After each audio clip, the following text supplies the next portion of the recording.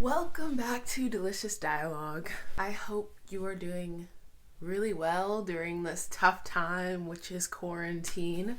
If you're not alone, I hope that you're spending time with your family and just enjoying their company and reaching out to people who may be quarantined alone. Just spread some love and good spirits and good cheer. So, today's video is a story time video. So, I'm a college student and this semester was my study abroad semester.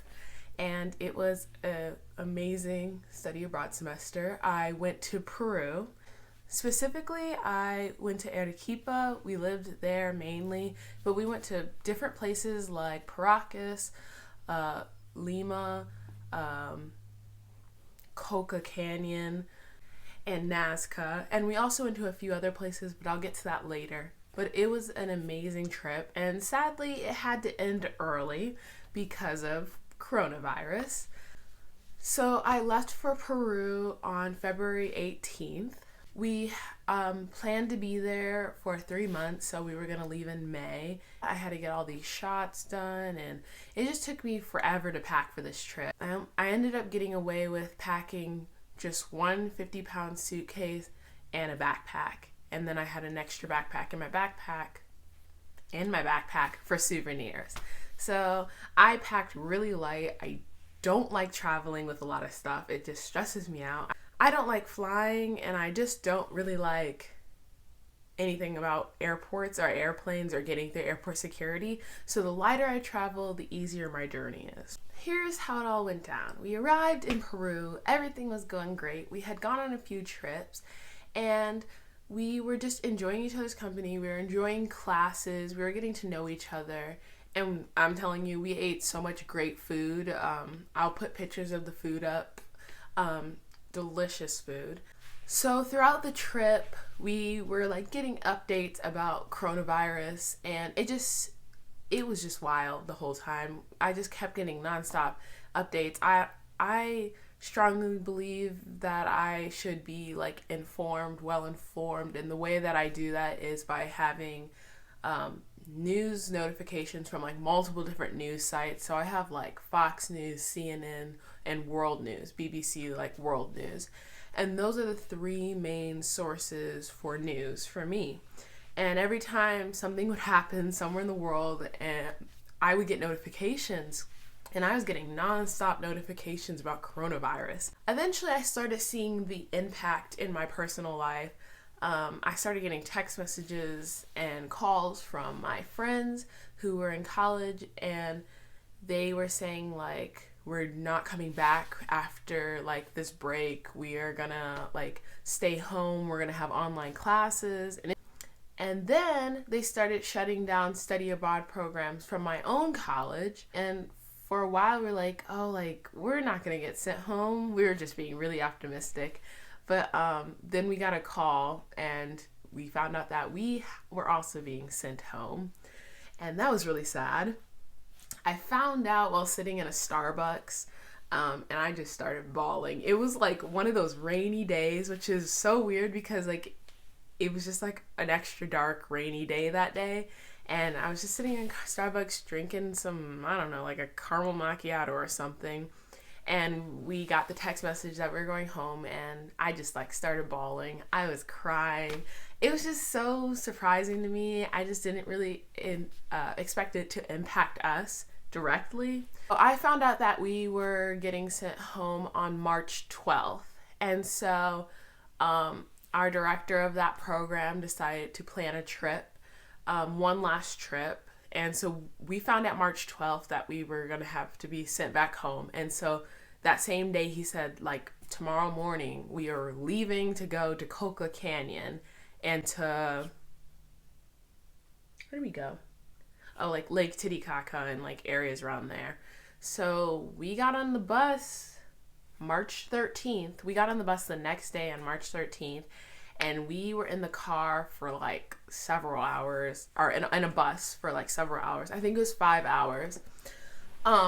to do like one last like hurrah, like one last trip. But yeah, we got to go to Lake Titicaca, see the floating islands, and like just do a bunch of wonderful stuff there, and go to Coco Canyon, and we got to go zip lining, which was tons of fun. That was my first time zip lining ever.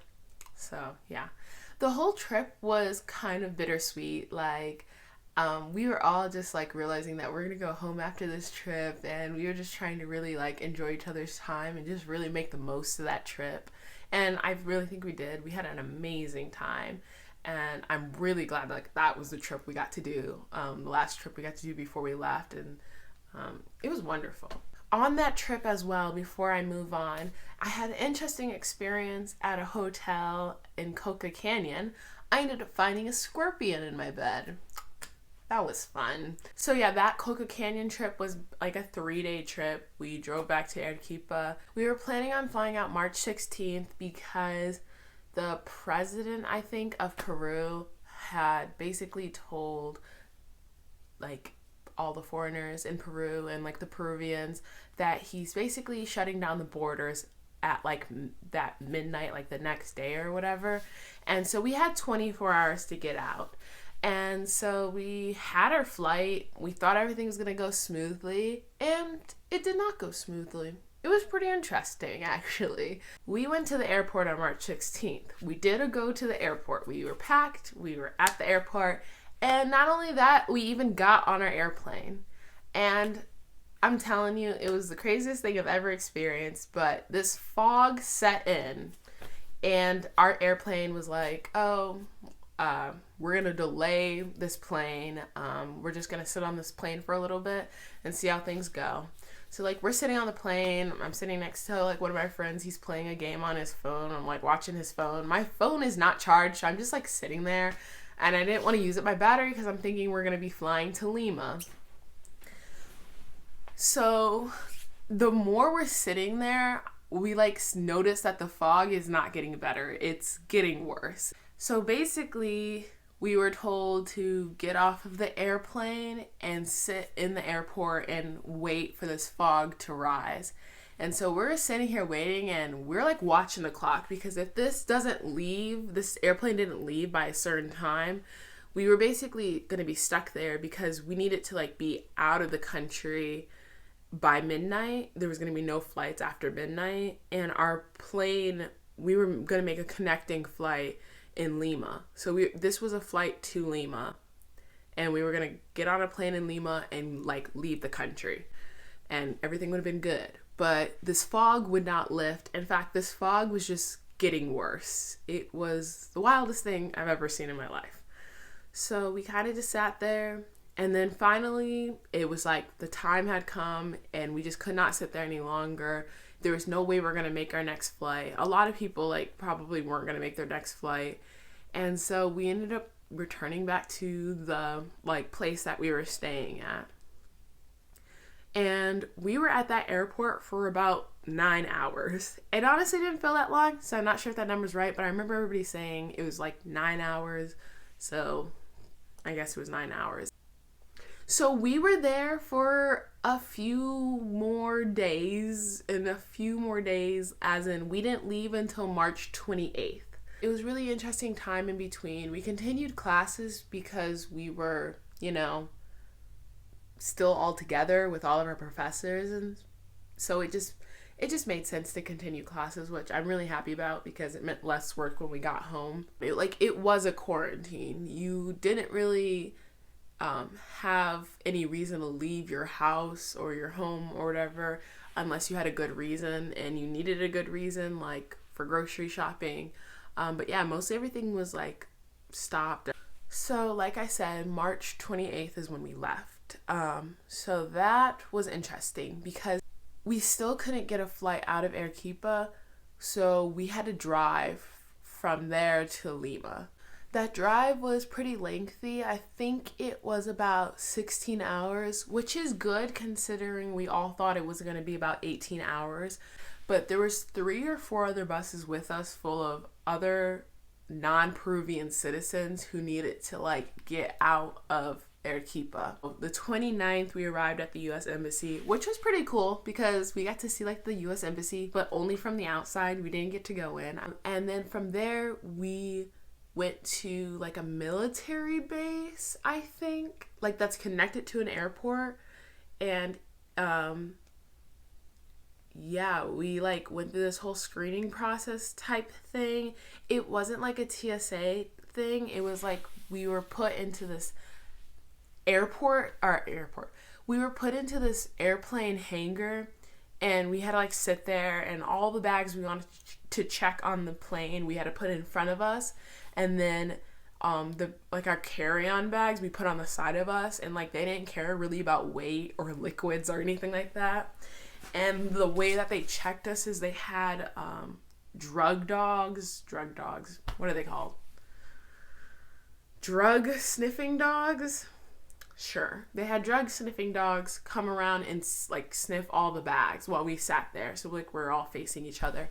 And then we got on this huge plane. I'm pretty sure it was the biggest plane I've ever been on. There was like 4 seats in the middle and like 3 seats on the side, like going across. And it just kept going back.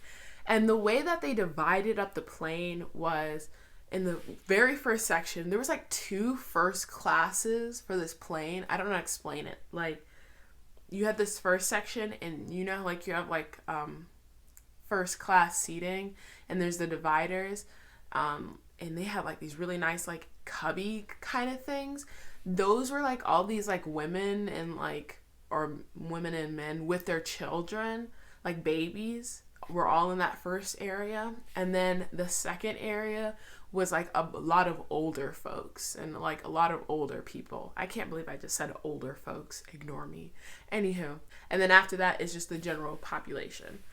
So yeah, they definitely got priority for obvious reasons. That flight was another overnight travel. And by this point, I had maybe 4 hours of sleep. I think I slept 3 hours on the bus, but not like 3 hours straight, like a broken up 3 hours on the bus. And then I think maybe at most I slept an hour on the airplane. Maybe. So this is like day 3 of travel, I think.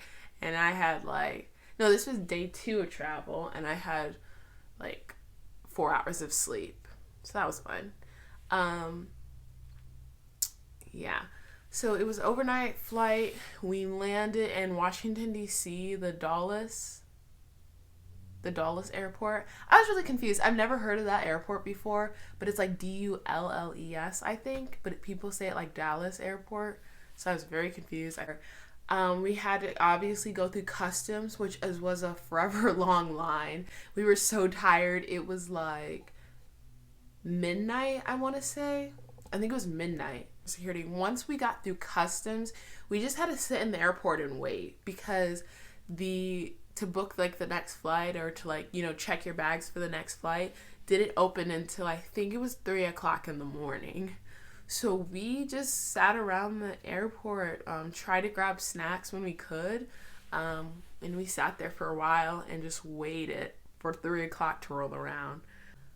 So we ended up splitting into 2 groups at that point, because some people, their flights were able to get them home from leaving from the Dulles airport, but my flight and a few other people, we had to leave from the Reagan airport. And the Reagan airport is like a 30 or 40 minute drive to a different airport in Washington, D.C.